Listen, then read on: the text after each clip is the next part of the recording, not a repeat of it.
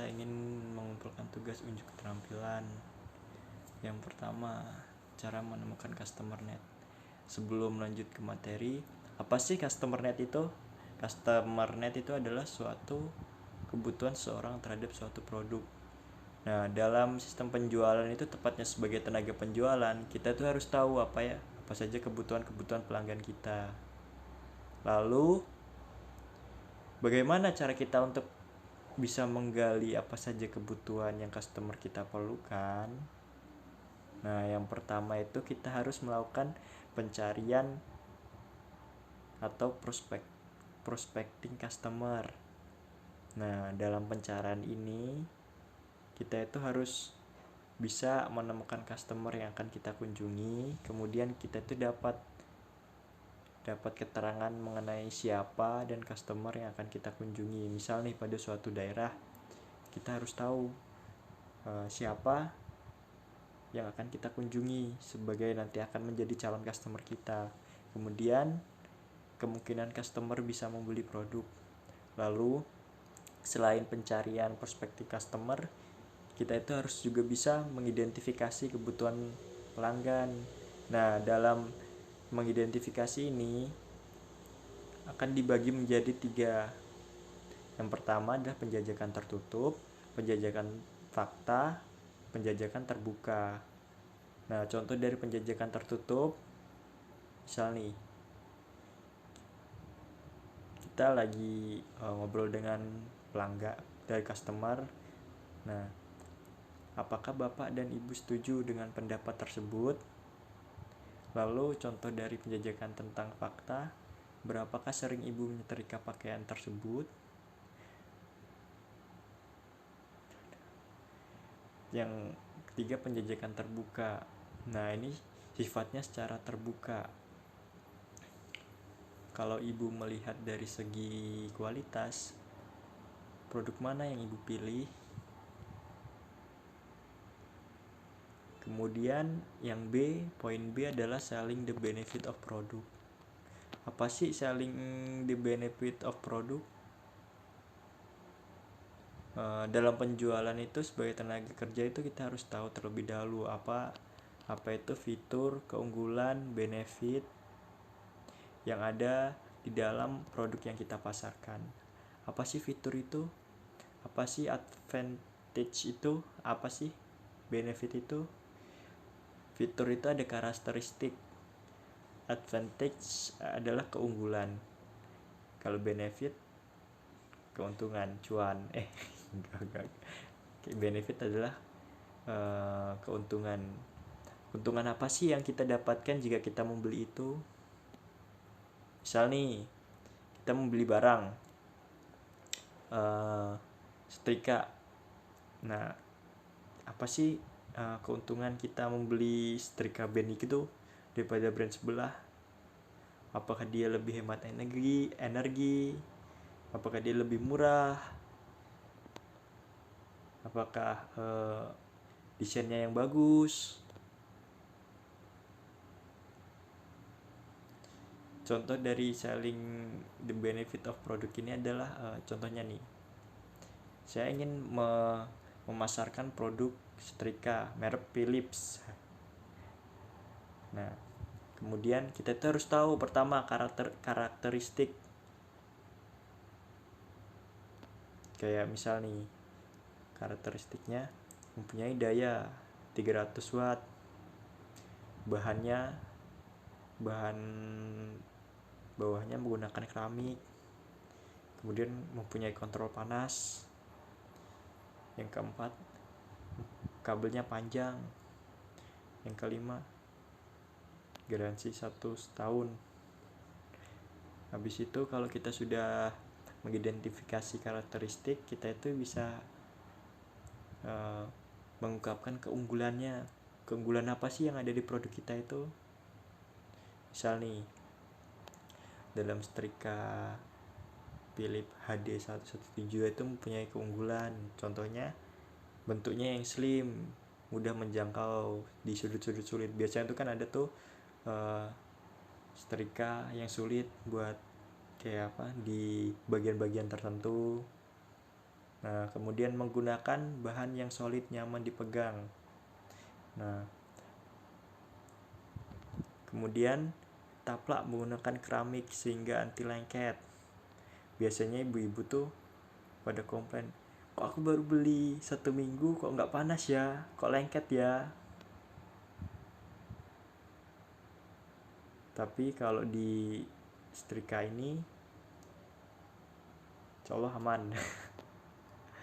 Terus selain itu mempunyai kontrol panas sehingga mudah dalam saat penyetrikaan. Kemudian karakteristik udah, keunggulan udah, kemudian benefit. Benefit apa sih yang kita dapatkan? Keuntungan apa sih yang kita dapatkan kalau kita membeli produk tersebut? Contohnya hemat daya, murah, lebih awet. Nah, itu contoh dari benefit. Kemudian poin ketiga, simulasi sales dalam menggali berbagai alternatif penolakan. Nah, tentunya itu kalau kita jadi sales itu pasti ada penolakan. Nah, yang jadi pertanyaan itu bagaimana sih cara strategi kita untuk menghindari penolakan? Yang pertama, kita itu bisa mendengarkan customer. Ya, kita mendengarkan, jangan langsung kita ngekat, ya udah pak pergi, nggak boleh. Yang kedua, jangan buru-buru menjawab penolakan customer. Misal nih ada customer, kita datengin lah, pak saya ingin menawarkan produk ini, apakah bapak tertarik? Nah, customer itu bersikukuh untuk menolak. Nah, kita jangan langsung kita iakan. Kita bisa memaparkan keunggulan produk yang kita gunain. Misal nih, pak produk ini mempunyai keunggulan loh daripada produk yang lain. Nah, gitu. Nah, yang kemudian gimana caranya kita itu yakinin jawaban kita itu membuat puas para customer. Kemudian yang kelima itu memberikan hal yang menarik. Misal nih, pak hari ini lagi diskon loh pak, jarang-jarang diskon pak. Nah, misal kayak gitu. Kemudian yang D, simulasi sales dalam melakukan teknik closing. Yang sebelum itu kita harus tahu tujuan closing itu buat apa sih? Tujuannya itu buat memperoleh komitmen dari pelanggan atau calon pelanggan. Komitmen yang bagaimana sih?